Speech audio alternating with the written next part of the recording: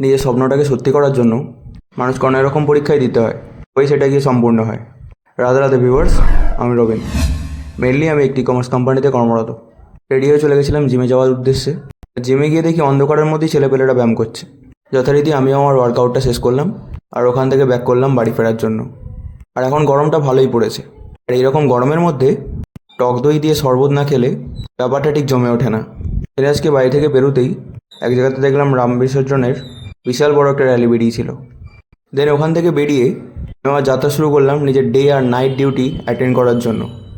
বাইরে যে পরিমাণ হাওয়া দিচ্ছিল ভেবেছিলাম যে হয়তো ঝড় বৃষ্টি কিছু আসতে চলেছে, তো সেইরকম কিছুই হয়নি। আমি ভালো করে অফিসে গিয়ে পৌঁছালাম আর ঘুম ঘুম চোখ নিয়ে নিজের সারা রাতের কাজগুলো প্রথমে শেষ করলাম। রাত শুধুমাত্র আমার রাতেই ডিউটি ছিল না, নাইট ডিউটি করেও মর্নিং ডিউটি ছিল। তাই বাইরে বেরিয়ে পড়েছিলাম কিছু টিফিন করার জন্য। দেন টিফিন করে এসে নিজের শেষ কাজগুলো পুরোপুরি শেষ করলাম। আর এই ভোর দুপুরবেলার মধ্যেই এই রোদের তাপ সহ্য করতে করতে ফিরলাম বাড়ির জন্য। প্রত্যেকে খুব ভালো থেকো আর প্লিজ আমায় ফলো করো। হরে কৃষ্ণা।